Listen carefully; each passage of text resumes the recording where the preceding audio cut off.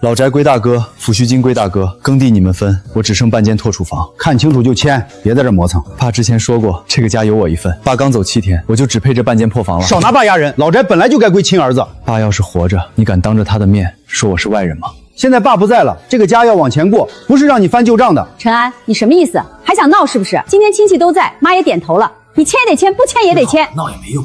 行，你们想要我签，我签。早这样不就省事儿了？签了之后，这半间破房归我，陈家其他东西我不再争。协议写的明明白白，你少啰嗦，签字。但我也把话放这儿，以后我过穷过苦不回陈家一口饭，可我要是真有一天站起来，你们也别来攀我的门。字签了，就别再惦记陈家的东西。陈安，签之前先把我们的事儿也办了吧。这又是谁来了？小月，你来干什么？陈安，我们离了吧。小月是个明白人，陈安，你别耽误人家了。女人嫁人是过日子的，不是陪你睡塌房、喝西里风的。小月，你来干什么？陈安，我们离了吧。我们不是说好了分家以后自己过吗？房子破，我修；没钱，我挣。你每天起早贪黑，给陈家种地，给你大哥修房，给你二姐搬东西，结果呢？你爸刚走，他们连抚恤金都不给你，连一间完整的房子都不给你。陈安，我不是嫌你穷，我是怕一辈子都看不到头。所以你今天来，是已经想好了？想好了，我们没有孩子，分开也干净。他会问我，会怨我，至少会留我一句吧。这几年你跟着我吃苦，是我没让你过上好日子。你想走，我不拦。以后好好过。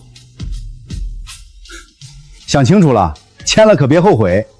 该后悔的人，不一定是我。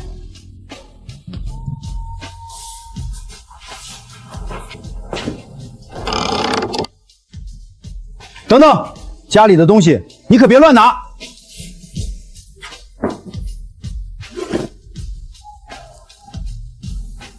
看清了吗？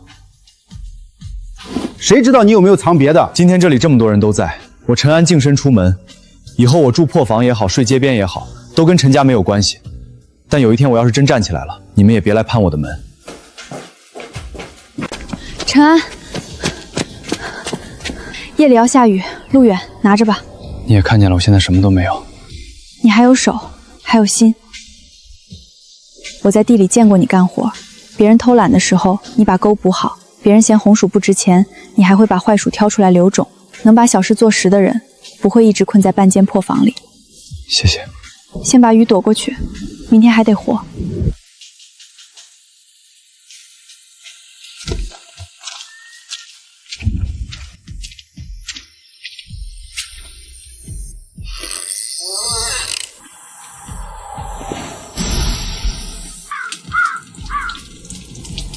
半间房，倒真是一点没多给。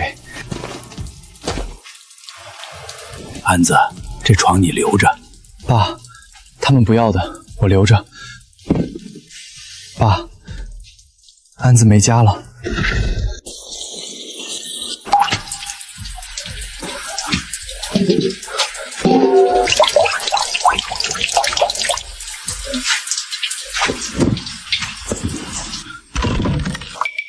什么声音？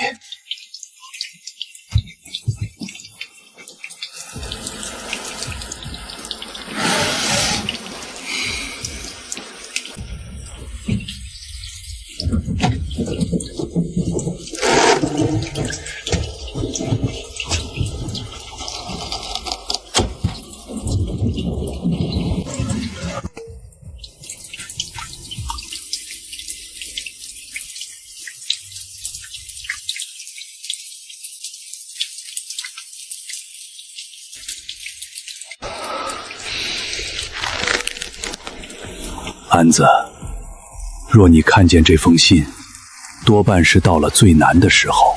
爹这一辈子没什么大本事，年轻时跟人泡过木材，做过几笔正经买卖，攒下这些东西。可钱财的太露未必是福。你哥耀宗心福，你姐秀丫娘心窄软。爹活着时还能压着，爹走后怕没人真心护你。爹知道你不是我亲生的，可你7岁进门，第一次怯生生喊我爸，我心里就认了。养大的也是儿子，谁再说他是外人，我跟谁急。爹留这些不是让你回去争气给他们看，钱能救急，也能乱心。人穷不可怕，心歪才可怕。带自己活，也带别人活。我记住了，我记住了，这不是让我去争脸的，是让我走条正路。明天先走正规路。爸，我只带1块，先问清楚，再动下一步。金料纯度很高，只要来源登记清楚，可以按流程办理。该登记的我登记，该留凭证的也留，我不想走偏路。款项已到账，请您核对。够起第一步了，您不再多办一点吗？一步一步来。老板，便宜点也行，再放就烂了。太小了，不要，便宜也占地方。哎，今年红薯又多，贩子都压价。纯红薯粉条，筋道耐炒。这粉条比鲜红薯贵这么多，红薯不值钱，粉条值钱。老板，普通粉条和纯红薯粉条差在哪儿？普通的便宜，纯红薯的贵，好货筋道，煮久了不糊汤。你们一天能用多少粉条？冬天多，几十斤、上百斤都有，关键得稳定，别一批好一批差。本地小作坊有几个，但货不稳，好货多从外县进。清河村有红薯，缺的是把红薯做好的路。这块地不是不肥，是水没排好，表皮受潮，浸浇以后最容易烂。懂这些有啥用？贩子照样压价，红薯还是不值钱。你是不是想做红薯加工？你怎么知道？直接卖村红薯含粉不值钱，做成淀粉、粉条、粉瓢，价值就不一样。我想试试。清河村的红薯淀粉含量不低，不是没价值。含粉再高，贩子来了一样挑毛病，最后还是几分钱一斤。问题在品种混、储藏乱、加工粗，鲜薯直接卖，价格当然被人压。所以不是红薯不值钱，是我们只卖了最便宜那一步。做成粉条、淀粉皮，价值就不一样。真能把这便宜红做成钱？得先把路摸清楚。你真懂粉条加工？大厂我没管过，但工艺要点我清楚。我在农林学校学过作物培育，也跟老师做过淀粉粉条试验。林知青，你还真会这些？会一点不算本事，真要办厂，得让每一批红薯都能出稳定的粉。也就是说，光有钱不够，还得懂地、懂薯、懂工艺。对，否则红薯收上来也可能烂在厂里。那就不能蛮干。我准备办厂，本钱我自己想办法。安子，你真要收红薯做粉条？先从小做，做成了，清河村的红薯就不只等贩子开价。你要是愿意，我想请你帮我看看种植工。钱是你的，厂也是你来担风险。我能帮的是把红薯种好，把粉条做稳，少走弯路。那就从试验开始。这是现成3种价位的，我泡过也煮过，差别不小。好粉条不是只看颜色，筋道、耐煮、汤色都要一起看。我记下来。不同地块、不同品种，别一开始就混在一起。沉淀多久算够？出粉比例怎么记？先记时间、颜色、沉淀层厚度，不是凭感觉。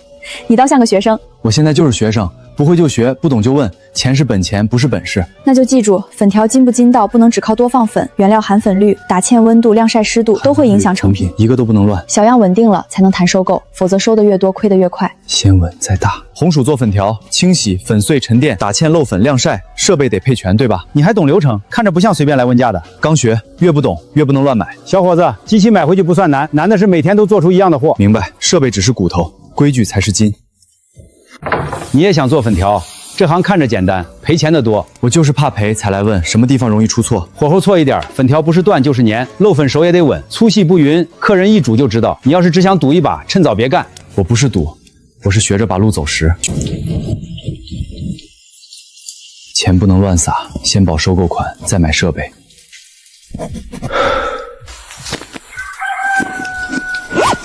爸，我去试第一步。安子，这么晚了，有事儿？主任，我想办红薯粉条厂。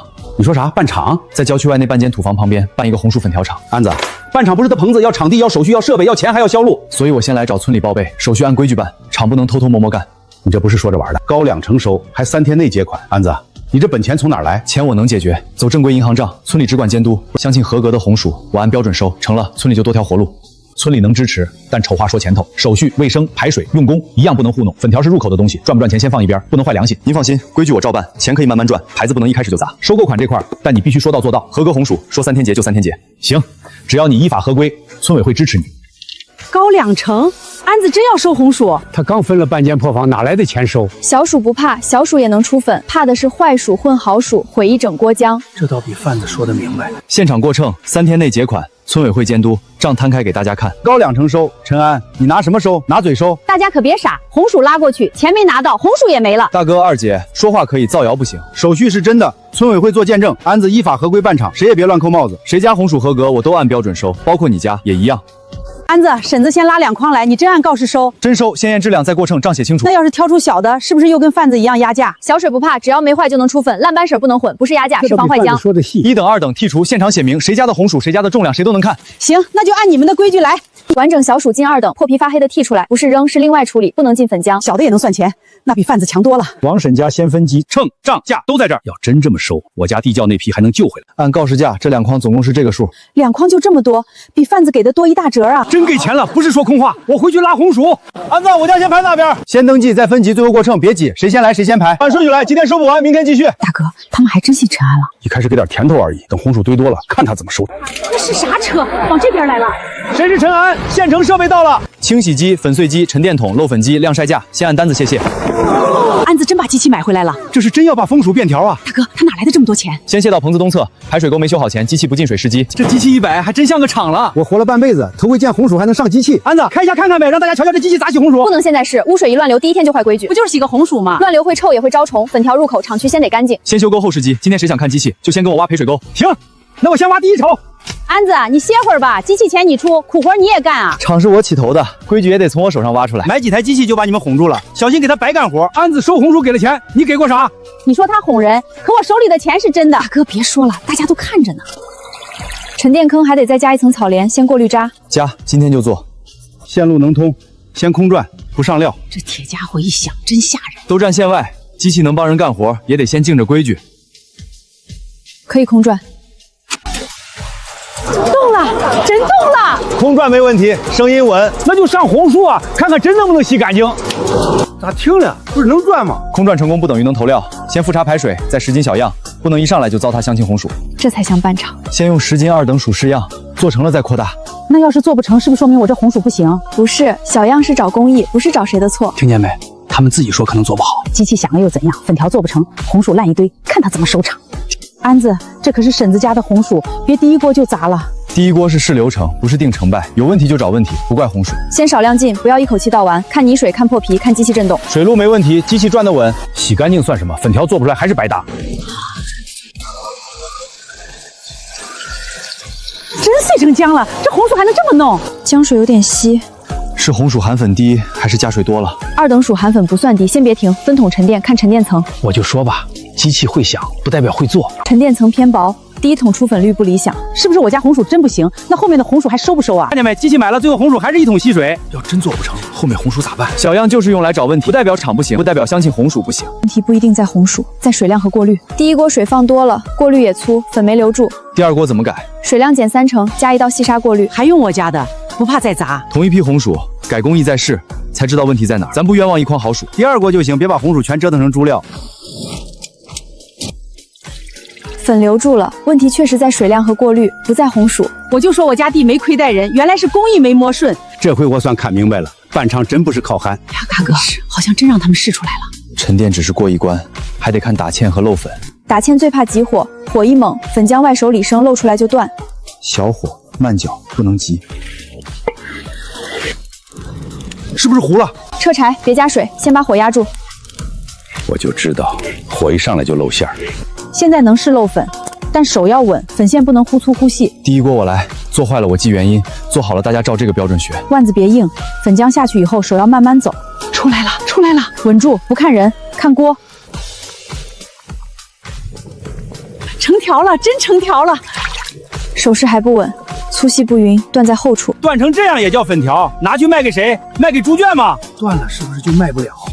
断条不是失败，是问题露出来了，再改。这要是能卖出去，咱地窖里的红薯就有救了。现在只是成条，还没算成品，晾晒、回潮、耐煮都得过关。还得试这么多。林作秋说的对，能做出来不算本事，批批都稳才算本事。还没卖出去呢，得意什么？安子，厂里做出来是一关，卖出去又是一关。要是粉条卖不出去，你收这么多红薯不就压手里了？明天我带样品去县城，先找粉条摊一家家问。样品不能只拿好看的，还得拿煮过的。今晚就试耐煮，能扛住锅，明天才敢进县城。那我留下烧火，第一锅粉条咱得把它试明白。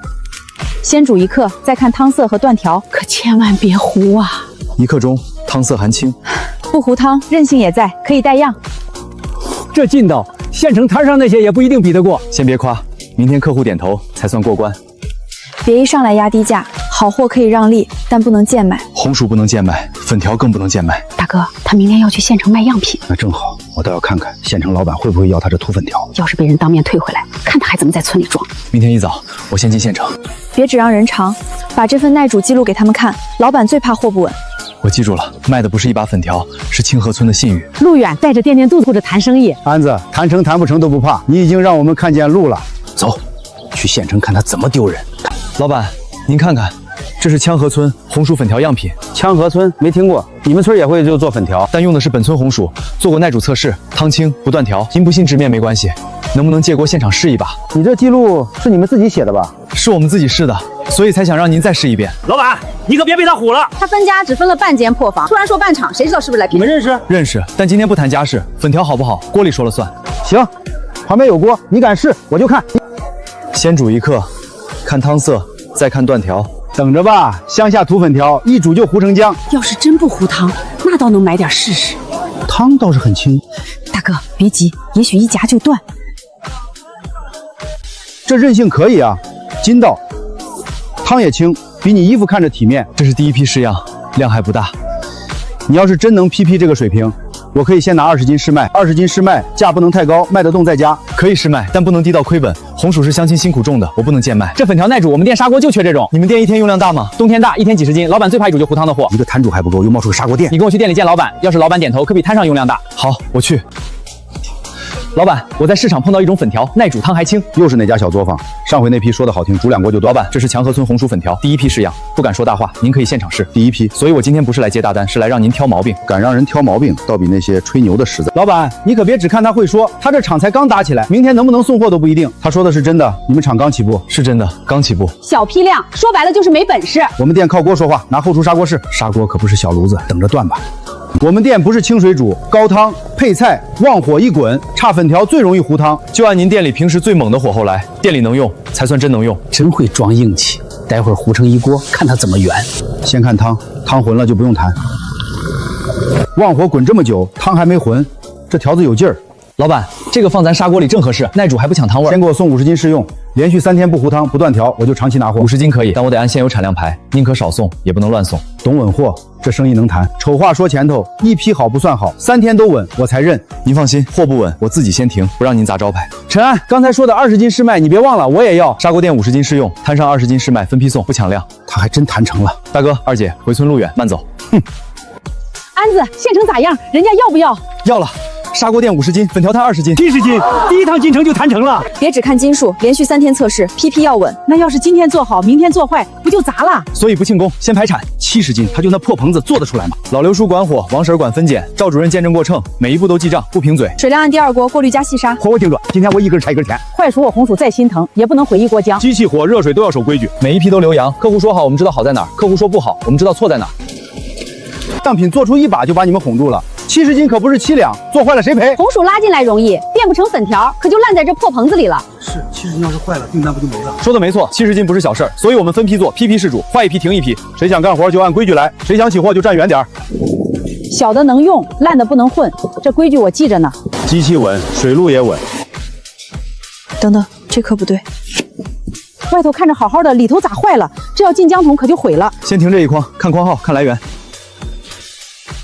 这筐是耀宗家的，我家红薯也按你们标准送的，你是不是找茬？这是储藏受潮造成的黑稀薯，外表看不出。陈安，你是不是故意挑我家的毛病？标准贴在村口，谁家都一样。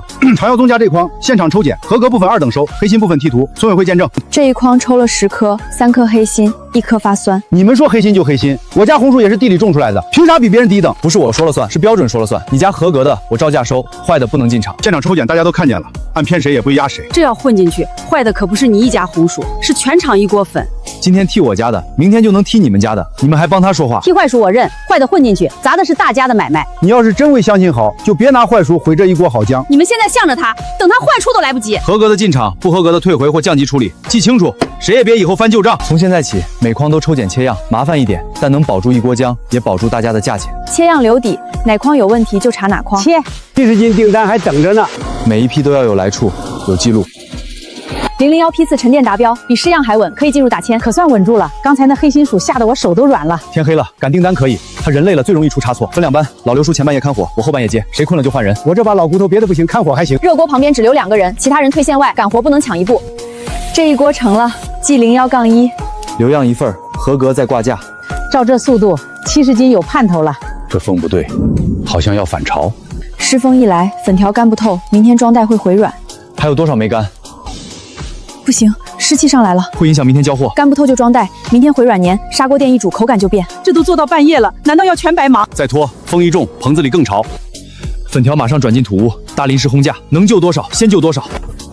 炭盆放近点，热气足，干得快。不能靠太近，热极了会外干里潮，还容易沾烟味儿。那咋办？不烘，明天也交不了货呀。炭盆离架2步，门窗留缝通风，草帘只挡湿风。照他说的来，赶货不能毁货，宁可慢也不能砸招牌。棚里晾不干，又搬屋里烘，明天送去县城，怕不是一袋软面条。这就是你们说的稳定，天一变就乱成这样。你不帮忙就算了，咋还盼着大家的粉丝坏？这70斤不是陈安一个的，是别吵全村的。，不理他就好了。耀宗，要看就安静看，要添乱就回去。前2架能装，后面这批还差一点，要不先装上。老板又不知道哪根差一点。老板不知道，我们自己知道。第一批就糊弄，以后没人信清河村。对，宁可少交，也不能错交。明少先送合格的，剩下的说明原因，晚半天补上。信誉比凑数重要。合格的先装，带干的别混，批次纸一定放进去，只有一部分够干，老板会不会嫌咱们说话不算数？少交要说明，补价要守时，不能让客户猜。少发货，这可是县城的把柄。到县城老板面前一说，他这第一单就黄了。老板，他今天交不齐货，你还敢用？陈安，怎么回事？老板，首批合格粉条先送到，剩余部分半日后补齐。听见没？第一天就补齐，明天就敢断供。不是做不出，是没达标的我不敢混进去。你倒是敢把转处写在纸上。你每袋都放批次，这么小的厂还学大厂留记录，小厂更要记。写几张纸就叫稳定。老板要的是货，不是他会写字。他少交，至少提前说明。你一直在旁边拆台，是跟着货有轴，还是跟我店里的锅有轴？拿后厨，先用这一批做中午第一锅砂锅，客人吃了说话。二位慢用，小心烫。等他们一夹就断，看老板还怎么护他。客人嘴比我准。老板，2周都说今天粉条好，没糊汤。你这批合格货我认，少交的原因我也接受，但剩下的今天下午必须补到。你说半日后补，我就按半天等。你守这个时间，我就继续试用3天。下午补不到，他还是黄。陈哥，老板脾气硬，说下午等就是下午等，你别误时辰。告诉老板，我说到做到。大哥，他要赶回村补货。补货要靠时间，只要路上拖一拖，他就赶不上。别闹大，赵德发还盯着呢。不用闹大，让他慢一点就够了。急什么？订单不是谈成了吗？怎么跑得跟被人撵似的？我赶着回村补货，有话改天说。哟，刚拿2个小当子，就连亲哥亲姐都不认了。你现在有钱办厂了，老翟那边的事儿是不是也该重新说说？你不是想说事儿，你是想拖我时间。怎么被我说中了？心虚了？分家协议签了，话也说清了，现在我不陪你吵，我要去守我的货。守货，别最后货没守住，人家老板也不要你了。他倒学聪明了。下午之前必须送到。这一批能进袋，后面那架再等半刻。补货怎么样？合格的都装好了。你在县城守信誉，我们村里守粉条，没耽误。补货分2批，前一批已合格，后一批半刻后装袋，每袋批次都写了。这不是我一个人的厂了。赶出来的货能有什么好？你这人咋就见不得大家好？不用吵，他问干度就看干度记录，每袋都有复检，有留样，哪袋出问题哪袋负责。质疑可以，但得拿事实说话。走，下午之前送到。到了先让老板验批次，再试煮补货。这批货经得住挑。安子，把货送到，也把清河村的规矩送到。我就不信县城老板真一点毛病挑不出来。陈哥，真赶上了，老板刚还问你到没到。补货到了，批次、复检、流量都在这儿。老板，别光看它准时，这可是赶工赶出来的货，谁知道里头潮不潮？第一天就分2趟送，这叫稳定。我看是拿老板练手。货好不好，不听谁嘴上说，打开验。老板，您按最严的验。后厨再煮一锅，汤清不断。这批我收。赶工货撑不了多久，等汤一浑，老板就不会再信他。汤还是清的，条也没散。二位慢用，这是刚出锅的。今天粉条还真不错，煮久了也不烂，汤也清。补货也稳住了。这批紧货我收，3天试用继续。3天内我按批次供货，哪一批不稳您当场退，我认。你这人不乱吹也不糊弄，做食品先得有这个底线。成了，安子，第一关真过了。大哥，你今天跟了一路也看了一路，货行不行不是你说了算，是锅说了算，客人说了算。咋样？老板收没收？有没有嫌咱补的晚？收了。这一路没白跑，这一夜也没白熬。别送太早，3天试用才刚开始，明天的货要比今天更稳。今晚休半个时辰，之后复盘，今天哪里乱，明天就改哪里。3天试用而已，后面还长着呢。第一关过了，不等于后面都稳。今天先复盘。昨天差点让师峰毁了货，今天可不能再这么险。以后每批装袋前必须附夹，干度不够，哪怕客户催也不能混进去。火候我也记，有记录，厂才站得住。靠嘴说好，走不远。今天不抢量，砂锅店稳定工，粉条摊及时补，宁可慢就要稳。今天还是昨天那个粉条吧，这个耐煮，别给我换回以前那种。老板，客人点名要清河村粉条了。第二天也稳。陈安，你这粉条有点站住了，还得看第3天，3天都稳才敢说能长期供。陈安，昨天的20斤试卖快没了，下午能不能再给我补30斤？摊上要货可以，但我店里的试用不能断。你这货有人问，别等热头过去了，给我30斤，我下午就摆出去。 30斤我现在不敢答应，您那边我下午先补10斤。有生意你还往外推，别人求都求不来。我现在卖的不是多，是稳，能忍住不乱接单，才想做长久生意。行，先10斤，你可别把我忘了。今天收红薯，比陈安厂里再高1分，现过秤现给钱。又高1分还现给钱？谁给价高卖谁，这才叫实在。别被陈安几句情怀绑住。他自己还怕做不稳呢，你们红薯送过去，说不定还排不上。钱也痛快，可这边价确实高一点。早不来晚不来，偏偏陈安有订单了来抢货，要卖的马上排队。陈安，人家价比你高，你不是说为乡亲好吗？那你别拦着大家挣钱。小兄弟，做买卖嘛，谁价高谁收，你要不再加点？我不跟意识价，我只按公开标准收。可他今天就是比你高啊！今天多1分，明天没人要，还是被压价。想卖给谁，大家自己选。那我先称一筐，真比安子高1分。这堆大薯我高价收，剩下那些你们自己处理。可我地里一半都是这种小薯，扔了不就亏了？王婶，咱不争嘴，直接算到手前。小薯不好看，但能出粉，先卖挑外向，加工看含粉。单斤高一点，总斤数少了，到手钱未必多。我还是送安民厂。安民厂标准还在这儿，愿意卖的按这个来，卖给谁大家自己选，我不拦也不抢。我卖安民厂，钱是一回的，路是长久的。我家先卖给你，让大家看看什么叫现钱。你这车不行，坏的多，小的多，大薯也不齐。你要愿意，安民厂还是按公开标准验，合格部分照收。安子，婶子算明白了，小薯也是钱，长期收更是路。今天卖高1分，明年又被压回去。大家信我，我更不能乱来。行，你们愿意跟小厂绑一块儿，我不拦。等县城有人不要他的粉条。第3天这批比昨天更稳，3天都稳住，砂锅店是不是就能长期要货了？还差最后1天反馈，老板没点头钱，谁也不送。县城那边有人说香河村粉条掺了坏薯，货不稳，谁这么缺德？咱批流量，哪来的坏薯？带上批次、流量和记录，风声从哪儿来，咱就到哪儿说清楚。小厂刚起步，今天好，明天坏，你摊上要是卖出问题，砸的是你自己的招牌。陈安的货确实有人买，但这风声一出来，我也怕压货，怕可以理解，货就现场验，那就再当场煮一锅，过了我继续补货。一锅水2个样，同样时间谁稳，锅里见。是就是。粉条又不是写记录写出来的。右边这汤咋浑了？这差的也太明显了。你拿这种货来压清河粉条？清河村这货我继续卖，谁说不稳，让他拿锅来比。我这只是普通货，不能拿来跟好货比。价低不是问题，拿低货冒充稳货，拿风声压别人才是问题。今天先补10斤，明天再看产量，货稳住我再加。行，我等稳货，不等虚话。3天试用，过了。谢谢老板给机会。从下周起，我店里每周至少要200斤，你能不能供？200斤是大机会，但我不能乱点头，我要回去算产能，能稳供才敢接。行，明天给我答复。县城不止你一家能供粉条。安子，砂锅店咋说？3天试用过没过？试用过了，但老板要长期供货，每周至少200斤。200斤，这可不是试做几袋了。按现在的架子，灶台和人手满打满算，1周稳货也就120斤左右。大单接了200斤，也能压垮厂。能安子，不能为了面子硬接。先算清，再答复。机器还能称一称，最缺的是晾晒场。村东头有个旧晒谷场，空着好多年了，平整通风。那是集体场地，要用可以，但得村委登记，村民知情，不能私占。分拣我才子里个人都能来，按规矩干。人手可以加，但标准不能松。先扩晾晒场，再加人手，最后再谈200斤，顺序不能乱。这里通风好，地面平，只要架子立地，晾晒会比棚里稳。该交的场地费我交，不能让人说我白占村里的地。哟，厂刚有点起色，就盯上集体晒谷场了。人家说了交费，你听不见，咋张嘴就是占便宜？谁都不能私占。今晚村委公开议，村民同意，合同写清楚。晒瓜场是全村的，不是他陈安一个人发财的后院。今天让他晾粉条，明天谁家晒粮食还排得上？这场地以后晒粮咋办？我不白用，也不占死，场地费进村集体账，农忙谁家晒粮，粉条价让位，厂里招工优先用本村人。要是这么写进合同，就不是占村便宜。多数同意，就晒谷场临时租用通过。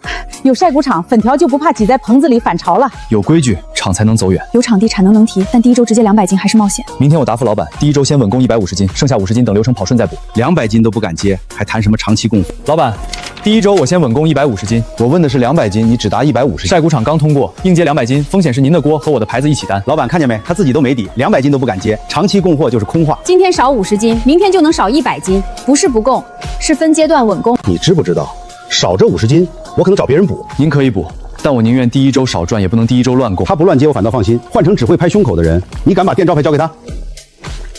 我接受。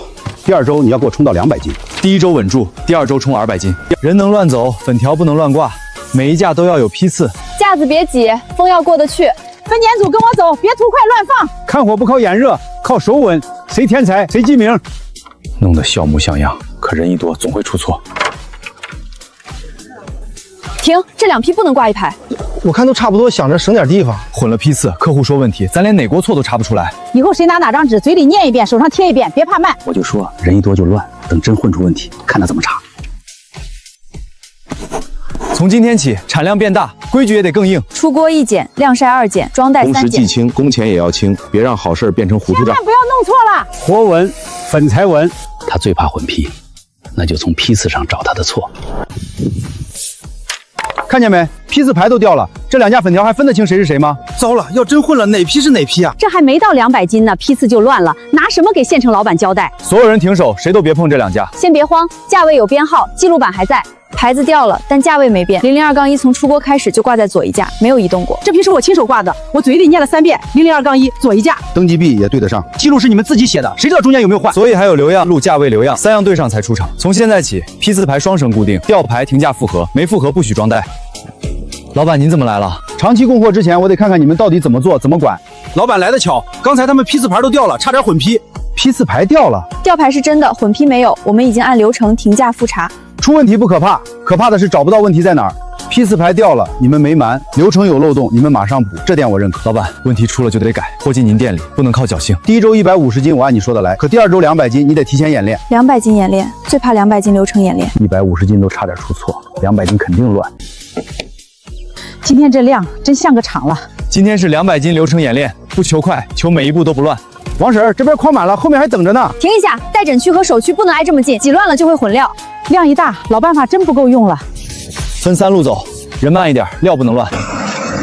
这桶放哪儿？后面又来1桶了。桶到了，记录没跟上，再快就乱了。人手一多，记录也得加人。这边火都备上了，浆桶能不能往前走？停10分钟，记录没跟上，机器不能往前赶。停机器，不怕今天量不够。量不够还能补，记录乱了，整批都不敢卖。你只管记桶号和时间，别帮别的活。生产往前走，记录必须同步走。记录岗确认，清洗继续。机器买回来不用，停那儿写字，照这样还想供200斤？县城老板要的是货，不是你们这堆破本子。人家老板问批次，你拿嘴答呀？安子听的是机器，不是良心。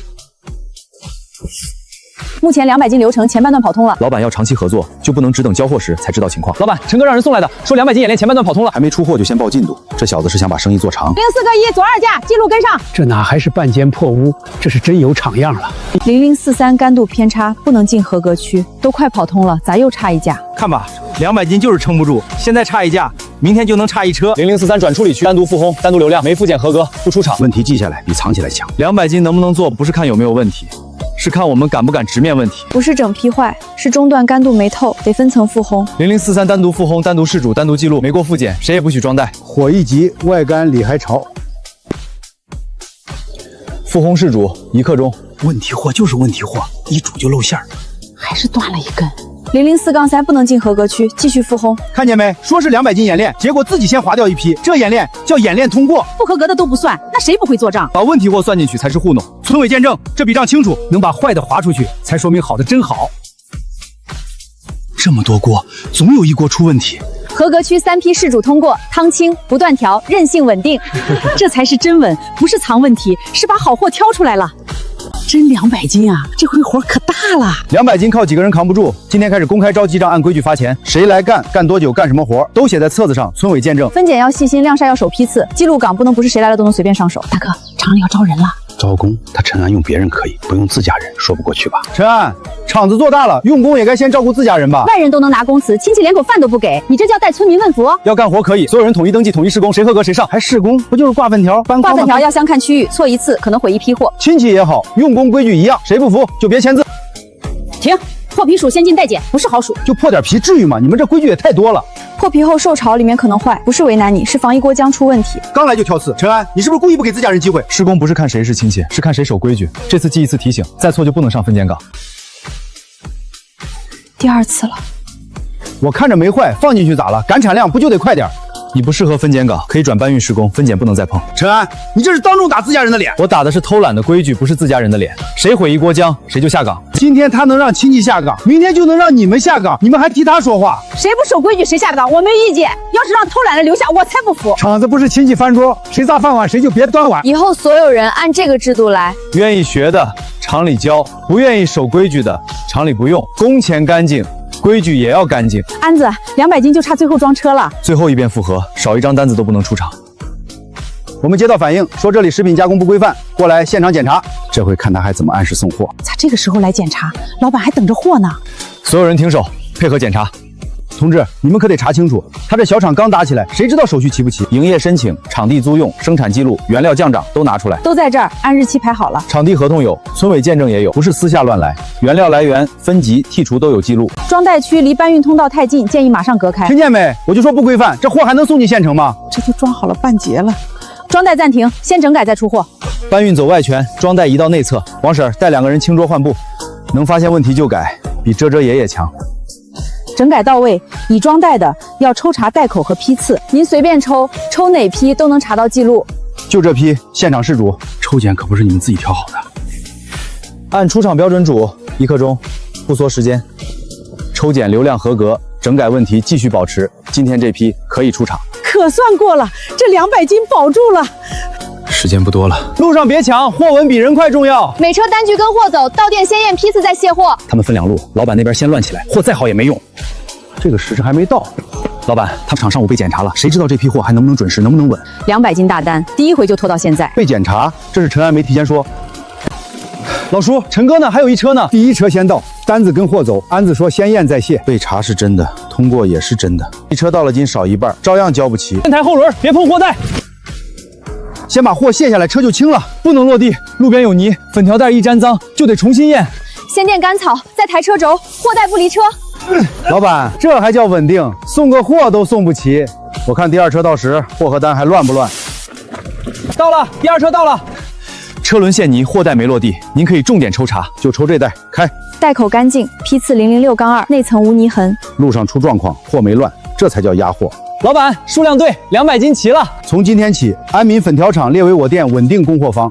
谢谢老板，以后批按今天的标准来，不让您的锅替我担风险。你说他不稳，我看他比很多老供货商都稳。签了，砂锅店认安民厂是稳定供货方了。砂锅店都认了，咱红薯这回真有出路了。别急，一家一家登记，没写名字的先补牌。一下子来这么多，不能全收进来。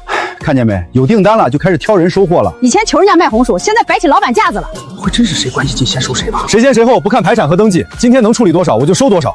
收进来处理不了，红薯受潮黑心，亏的是农户，坏的是粉条。安子，这底下有潮气，红薯堆久了不行。上次黑心薯就是受潮闹的。今天进的和后天进的不能混。建棚要钱，用工也要钱，账得提前算清楚。先不分红，先不短板。听见没？砂锅店都签了，他陈安还说先不分红。你们熬夜干活，他拿订单，最后钱去建棚，谁知道啥时候轮到你们？账在这儿。不靠猜，公司按天结，不拖，分红要等成本、回款、备用金算清。建棚是为红薯不烂，我不反对。这个高度够，底下能走风，红薯不容易捂坏。红薯也要有批次，哪天进哪天用，不能糊涂。这棚一建，安民厂就不是一阵风，是要长期干了。陈哥，我们老板让我带话，县城另一家饭店听说你们粉条稳，也想看样。饭店要看货，先把砂锅店稳住，再谈新样可以给，单不能乱接。名声传得快，摔下来也快。陈哥，这就是我说的刘老板，他店里也想看看你们的粉条。周明山那边说你们粉条稳，我就来看看能不能稳，不能靠别人一句话。您可以看流程，也可以试样。这是今天合格批次的样品，批次、留样、试煮结果都在。我不看清水煮，饭店里要滚汤、久煮、反复加热。就按您店里最难用的方式试，饭店能用才算真稳。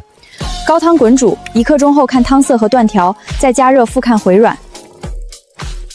韧性可以，汤也没浑。先给我来50斤试用，要是稳，我后面用量不比周明山少。又来50斤，这销路真打开了。第一批我只能给您20斤样补货，3天稳了再谈50斤。别人都怕单子小，你倒怕单子大。单子怕的是质量跟不上，安民粉条要靠复购，不靠一回热闹。行，先20斤，我看你能不能稳3天。2个饭店都要货，咱可千万别忙乱了。现在不是只做粉条，是安民2个字，包装、批次、留样都不能松。陈老板，你们这粉条怎么回事？昨天还好好的，今天一煮就烂。周老板，您先把货留住，我马上过去。带正品包装、批次本和留样，先查是不是咱们的货。陈安，你自己看，这粉条一煮就烂，我店里客人都骂了。周老板，影响您店里生意，我先道歉，货我先查清楚。昨天还好好的，今天就说查，客户可不会等你查。先对包装，再对批次。名声刚起来就出事了。这袋不对。周老板，您看这里，我们叫安明，不叫安明。包装这么像，普通客人谁分得出来？正品有批次编号，干度和韧性都不对，出了事就说不是自己的，这招也太方便了吧？是不是我们的货不靠炒，靠批次、章、厂址和留样？就算不是你们做的，客人骂的是我店，我的生意已经受影响了。您说的对，安民品牌防护没做好，是我考虑不周。我先给您补一批，今天店里不断货。这又不是你做的，你还补货？做长久买卖，躲不过问题，躲不如解决。行，我看你怎么解决。这是今天厂里带来的正品样货，批次能对到留样。拿后厨砂锅煮，还是原来的汤底，别换条件。别光嘴硬，锅里见真章。老板，这才是昨天那个口感，没断，汤也清。看来真有人冒你们的牌子。我们申请核查仿冒包装和假冒销售线索，材料我们收下，会按流程核查。明白？我们回去马上升级防伪和批次标识。从今天起，旧包装全部回收，每袋增加批次编号、防崴章和客户登记。粉条流量我懂，这淀粉和水也要留。粉条是结果，淀粉是中间，水质是基础，3样都留，别人冒牌就赖不到咱头上。每个客户发货都留同批样，客户手里袋、厂里袋出示直接对。现在也算是好起来了。标签别贴错，批次错了，流量就没意义。仿冒包装线索已查实，相关商贩停止销售，并依法承担相应责任。就该查，差点把咱辛苦立的牌子砸了。依法处理就好，咱们不闹不骂，把自己的标识和流程做好。以后大家出去买卖都认准批次和防伪，牌子是全村的，不能让假货混进去。一场假货，倒让他更出名了。陈老板，超市那边反馈不错，我再介绍2家客户给你，你能不能稳住？能接多少排单？为了赶货乱做，就是砸牌子。客户是多了，可咱每一步还得照规矩来。安子，厂子大了，采购这块你一个人忙不过来吧？你们想说什么？包装袋、配件，我这边都能供，价格比你现在低。都是一家人，大哥给你牵线还省心。刚出假包装的事儿，包装可不能再乱。便宜不是第一条，合规和稳定才是第一条。安子，采购里头水深，你让他供货，价钱能压下来，量大了折扣好说，中间该有的好处也都懂。安民厂不吃回扣，说的这么难听干啥？省钱也是为厂里好，真为厂好，就3家比价，谁也不能私下拿好处。采购是乡亲们的信任，账必须亮着。配件采购你不放心，那红薯收购总能让我帮吧？谁家红薯好差，大哥心里清楚，比你们一个个切样快多了。红薯进浆桶之前只看标准不看关系，质检归林晚秋，过秤归登记员，付款归账房，一个人不能全管。你们这也太细了，做生意讲效率，哪能这么慢？食品生意错一步就是砸牌子。说到底，你就是怕我碰到钱。钱可以公开挣，不能私下拿，这个底线谁来都一样。不就是红薯粉条装模作样？他能办厂咱也办，别让他以为羌河村只有他会做粉条。陈安，你不让我插手，我自己办。别拿差货骗客户，别坑乡亲。哼，我也收红薯，我这边要求没那么多，便宜货也要。这批安民那边肯定挑，你要收我给你便宜，便宜就行。做成粉条谁还看得出红薯好坏？别学陈安那套慢规矩，钱到手才是真的。要总让牌还低价收差数。粉条不是挂块牌子就能做好的。这几个有黑点儿，要不要挑出来？挑啥挑？洗干净就行。这颜色咋不太白？正常，晒干就白了。成大事者不拘小节。黑斑鼠不能进浆，省这一颗坏一整桶。耀宗那边第一锅都要做出来了，听说下午就拿去县城卖。不管他。刘老板，安民粉条多少钱？我比他低2成，低价不是不能谈，要看货看记录。小作坊刚起步，哪有那么多纸？粉条能吃不就行？能不能吃，锅里说话，按我店里标准煮。老板，这个煮不住，汤也浑了。这个货色用不了1点。自家红薯粉条便宜卖，你这没批次，出了问题咋查？这么便宜你还怕卖不掉？先少拿几袋试试。这么便宜，那给我来1袋。你这粉条一煮就烂，还说红薯粉条？赵耀宗，你说能卖我才摆的，现在顾客找我算账，谁供的货？包装来源、联系方式拿出来。这批先下架，来源、生产记录、流向说明补齐前，不得继续销售。我这是刚起步，哪有那么多记录？出问题查不到批次，谁对消费者负责？原料分区不清，生产记录缺失，现场卫生也要整改。咱红薯钱、人工钱都压里面了，他踩的都是我们之前避开的坑。规矩不是拦路，是保命。安子，耀总也来了，要不要让他听？培训是公开的，愿意学就能听。黑斑不是小毛病，进浆以后会影响整桶粉条。刘主任，这就是安民厂的分级培训和留样流程。陈安，县里想正式看看你们这个模式，一个村里的晒谷场能管成这样不容易。场地是集体的，租金进村账，农忙必须让位，做起来村集体规则不能乱，这个做法好。1架1批，1批1排，掉牌就停价复查，不复查不装袋。我以前就会烧火，这才叫带动，不是一个人挣钱。加工端管住了，下一步要管种植端，红薯苗、种法、收购标准都要提前定。种红薯也要按厂里的标准种，品种不一样，出粉率不一样，粉条才更稳，农户卖价也更稳。愿意跟厂里先定的种植标准，按等级保底收。如果你们愿意规范升级，县里可以协调标准化车间、技术指导和手续辅导。标准化车间，那咱以后真成大厂。刘主任，车间升级我想要，但我先问一句，农化红薯价和村民工钱能不能一起稳住？你不先问补助多少，先问这个。厂子要是大了，乡亲反而被压价，那就不是我想办的安民。这句话比车间更重要。县里初步决定，把安民厂和羌河村订单红薯列为订单农业示范点培养对象。对象。咱清河村也能成示范点。签了订单，是不是以后红薯只能卖给安民厂？合同一签，你们地里种啥卖给谁，可就不自由了。这事得问清楚。订单不是套人，是先把标准和保定价写清楚，愿意签就签，没人逼。1等2等怎么收？低于保底怎么补？合同里都有。村委见证，不让厂里乱压价，也不让农户糊弄质量。1户1签，1户1份种植记录，领了苗就按标准来。以前都是自家留苗，现在还统一发苗，真像办正事了。这个品种出粉率稳，做出来的粉条韧性好。这些红薯苗都是优质红薯苗，名产不会低。笼距太密，薯长不开；太狭，地又浪费。以前就凭老经验，现在连苗怎么斜着放都有讲究。哪天种，哪天浇水，哪块地出问题都记下来。秋收收购时账能对上地。我这老眼神记错了咋办？不会写的找村委代记，关键是不能糊涂种糊涂收。种个红薯也这么多事儿，有标准，有保底，这地种的踏实。草图只是第一步，后面还有手续，一项一项来。以前谁敢想，咱村粉条厂还能有正规车间？车间能建起来是好事，但建得再大，账和标准不能乱。陈安，妈晕倒了，人已经送镇卫生院了。去医院。你可算来了，妈刚醒一点儿。安子，妈，先别说话，听医生的。暂时没有大问题，但血压和肾亏损明显，需要住院观察几天。该检查检查，该住院住院，费用先别耽误治疗。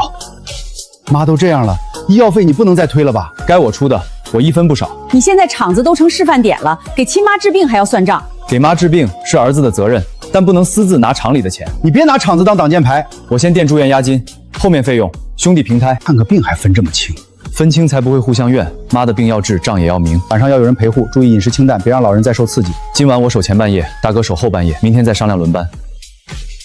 安子，妈以前对不住你，分到半间破房那天，妈也知道你委屈。过去的事儿暂时不说了，以后您的生活费、医药费，我按月出我该出的。医药费走家庭账，车间改造走厂账，两边都清楚。晚秋，这苗还真齐整，比我以前乱插的强。记录跟得上，地理变化就看得清，秋收分级也有根据。以前种地靠天，现在心里头第一次有数。大家按标准种，厂里按合同收。哪块地长势好，哪块要补肥，都记清楚，不能秋收才想起来。车间一改造，厂里会不会少收红薯？我们地里的可等不及。我看啊，厂子大了，第一件事就是先顾自己，哪还顾得上你们？担心是对的，所以排产和收购都贴出来。施工期间不盲目多收，按储存和处理能力排。每天收多少，谁排第几，村委见证，谁也不能插队。今年红薯到处都是，我这价已经算给你们面子了。这价连工钱都不够，再低我们还种个啥？不卖就拉回去，反正别村也等着卖。安子，隔壁几个村红薯都压价了，好多人拉着车找门路呢。今年丰收，要是销路跟不上，丰收也能变成愁事儿。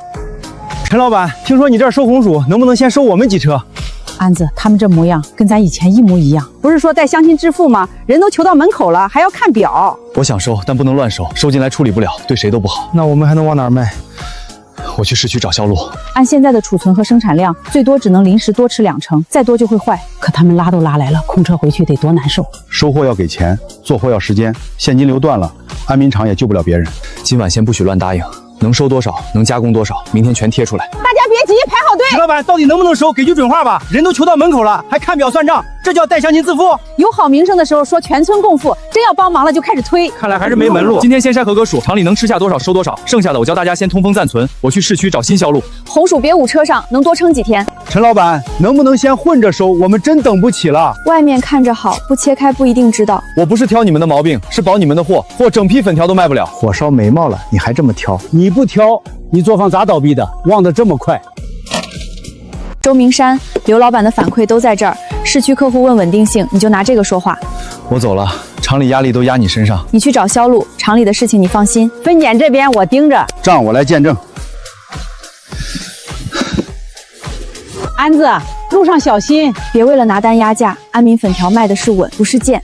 我记着，销路要找底线不卖。村里来的，市区不缺粉条，你这个能便宜多少？你这村里粉条能比别人便宜多少？我不先谈便宜，先让您看质量和批次。批发市场不听故事，价低才走量。价可以谈，但不能低到压农民、压工人、压质量。那你这货在市区难卖。年轻人，市区市场不是你村里，没人你慢慢守。包装不错，货也有样子，可以现场试煮，也可以先小批量试用。我可以要货，但别用安民牌，贴我的牌，价再降3成。你村里小厂要的是走量，我有渠道，牌子不重要，钱才重要。安您2个字不是贴纸，是乡亲的红薯和工人的手艺。你们村里厂一周能供多少？断一次我食堂就得挨骂。现有产能我不夸口，能稳供多少写多少，批次和流量都能查，资料不错，等你们再稳定半年吧。现在管得严，你政治、包装、出厂记录都能跟上，都带了，您可以看。你跑一天卖这个能煮不？能不能煮，锅里最清楚。这粉条煮着还挺透亮。这粉条谁家的？羌河村安民粉条厂，红薯粉条。我是市区连锁砂锅店采购部的，我们有6家门店，粉条用量不小，我可以给你1个月试用，每天小批量送样。6家门店反馈都要稳定，我不要你拍胸口，我要稳定。断货、糊汤、批次乱，试用立刻停。我接试用，不接虚话。晚秋，市区有机会了，但这一关比县城更难。今天第一批市区试用货，只用合格薯，待检薯1颗都不能混。姑娘能不能宽一点？我们红薯真拖不起了。我宽1颗，坏的是整桶浆。今天宽了，明天市区单就没了。我们以前也急过，可坏货混进去，最后1车都卖不上价。分级写清楚，合格的按合格价，待检的另处理。他守得比陈安还严。这家看着差不多干了，先收了吧，后面还等着挂呢。停，这家不能收。表面都干了，再晒就耽误下一批了。表面干不代表里面透，市区试用货不能靠眼睛糊弄。这家继续晒，后面粉条往带挂区排，别乱抢位置。第一天没迟到，接下来6家门店都要同样准。 6家门店分开编号，每家同批流样，反馈也分开记。你还把6家门店分开做了记录，哪家出问题就查哪家，不能一锅坏了冤整批货。这个是3号店，得办错了。3号店 A47-3，流样在厂里，单据跟货走。 5家通过，1家反馈粉条偏软。哪家门店？4号店 A47-4。晚秋4号店反馈 A47-4偏软，马上查流量。好 ，A474流量在，我现在附主。第一天就有问题，会不会影响试用？别慌，先让锅说话。标准时间内不软，汤也没浑，那是不是4号店煮法不一样？再按4号店可能的出餐状况多泡一段时间。这锅粉条下锅后放了多久才出餐？中午太忙，提前泡在热汤里，差不多多放了半个钟。问题我们查了，货没坏，但使用方式要补说明，这是我们的责任。你没有说门店用错，而是给我补操作卡，客户用的稳才叫货稳。1号、2号先走，3号、4号跟第2车，别混。明天市区批次，附主通过。市区货用合格薯，待检的1颗别混。活稳，6家门店才稳，连续稳定才是真稳定。1个月6家门店反馈稳定吗？可以进入长期供货。长期可以签吗？但供货量要分阶段。我就要你这句话吗？能稳多少写多少，别拿我的6家店试胆子。签了吗？市区长期合同吗？第1阶段先按产能走。那我们这些红薯嘛，是不是有救了？市区合同都签了，这下红薯不怕卖不掉了吧？不能只靠粉条，粉条吃一部分红薯，淀粉、粉皮方便粉丝能分散风险。粉条还没做够，又要做新东西。一条路能走，但不能只修一条路。小川，你不是学食品加工的，过来，正好从车间实习开始。陈哥，我在市里学过食品加工，想回来从车间学起。想做技术可以，但先从分拣、清洗、流量学。手没沾过红薯，别急着谈研发。行，我从最基础的干。果敢试点，失败原因都要写。大学生也得闲认红薯，好薯坏薯分不清，接手败大侠。那我今天先跟王婶保分拣。水浆比例我按书上来的，怎么还是破了？不是配方一个问题，火候、摊浆厚度、晾凉时间都不稳，这盆都废了，多可惜啊！没关系，研发没有不废料的。赵小川，把失败原因写上。我记住，下一锅先减火，再控厚度。安子，公司成立这么大的事儿，就摆几桌粉条宴啊？安民是靠一筐筐红薯、一锅锅粉条起来的，就吃这个最合适。今天不是来催货，是来吃俺正宗安民粉条。公司第1顿不能糊汤。从半间土屋到公司，真不容易。咱这粉条厂真成公司了。安民能走到今天，不是我一个人的本事，是大家把每一道规矩守住了。从今天起，林婉正式担任安民食品技术负责人，所有产品质量，他有1票否决权。林姐管质量，我们服。安民食品出厂的每一批都要对得起羌河村的红薯。当初大家都嫌这床破，没想到它成了安民的根。我爸留下的不是让我炫耀的东西，是让我别忘了怎么站起来。这半间破房是妈亏了你，过去的苦我记着，但不是为了恨，是提醒我别让乡亲再走没路的路。乡村村食品厂能做到这个规模不简单。沈总，您要看厂可以按流程来，我不只看厂，我想投安民食品。投资那是不是厂子还能再扩大？钱、渠道、包装我都能给。安民食品可以1年做成市级品牌。条件呢？红薯收购价要压一压，你现在给农花的价太厚道，利润空间不够。再引进设备、分拣、晾晒、包装这些岗位，能裁掉一部分。安民的稳定靠的不只是设备，也靠着这些人守出来的标准。做企业不能只讲情分，规模上来就要看利润。这可是大投资啊！要是真错过了，以后还有没有？可要是人才了，乡亲来厂里干啥？安子，这事儿大，接不接都得给大家一个说法。安民能走到今天，是因为大家信你。陈老板，想清楚了，机会不是天天有。钱我想要，但这个条件安民不能接。你知道你拒绝的是什么？安民不是靠压相亲红薯架起来的，也不能靠砍村民饭网做大。做生意太讲情分，会走不远，走得慢，也比走歪了强。安子，投资没了，咱还能往大了做吗？我们慢一点，但自己走，利润先留一部分扩产，再按规则给农户返利，工人奖励。合作社账目定期公开，村委见证，谁该分多少，不能靠嘴说。安民做大，也要让村里老人孩子有实在好处。合作社分红分4块，扩产基金、农户返利、工人奖励、公益基金。咱这些干活的也能按贡献拿奖励，按工时、岗位、质量记录来，谁守标准谁多拿。出错能改，但不能慢。也就是说，红薯种得好，年终还能再返一笔。我分拣红薯也能拿到奖励。王婶儿，你守住了分拣第一关，这钱你该拿。以前红薯卖出去就完了，没想到年底还能返。返利跟质量挂钩，明年种得更稳，大家拿得更多。慢点拿，人人都有热的。好多年没在中午吃上这么热乎的饭了。安子，妈也能来这儿吃。这里不是给谁脸面，是给村里老人一口热饭。您当然能来，公益也要有账才能长久办。陈叔，我以后也想学技术，回来帮村里。先好好读书，以后的路你自己选，但别忘了家乡有路。以前我也以为出去了就不能回来。村里有产业，年轻人回来才不是没出息。助学基金每一笔都公开，钱要花在孩子身上。不用谢我，是清河村的红薯养出了这笔钱。安民食品公司，林小月，你咋回来了？那半间房还在。小月，这张床你还留着。他提醒我，最难的时候我是从哪儿爬起来的。当年我只看见它破，没看见你心里的路。陈安，对不起，当年我嫌你穷，嫌你分到破房，是我看错了人。你的道歉我收下。那我们过去可以放下，但我已经喜欢现在的生活了。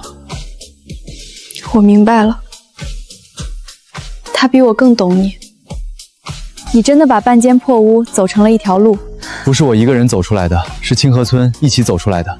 晚秋，谢谢你陪他走到今天，他也陪清河村走到了今天。陈安，祝你们越来越好。你也是。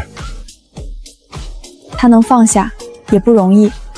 晚秋，我想把心里的话和你说。我最难的时候是你帮我守住技术，守住厂，也守住了我心里那条路。以后想跟着你一起走，不止守厂，也守这个家。我看中的从来不是你有多少钱，是你最难的时候心没有歪。粉条100箱，淀粉30箱，粉皮试销装20箱，批次都对。出了清河村也得让人一眼认出正宗安民。这一锅稳，车才能稳。耀宗，运输队那边明早5点集合，别迟到。知道了，这回我按规矩来。外省第一批货明早发车，批次、流量、客户单都齐了。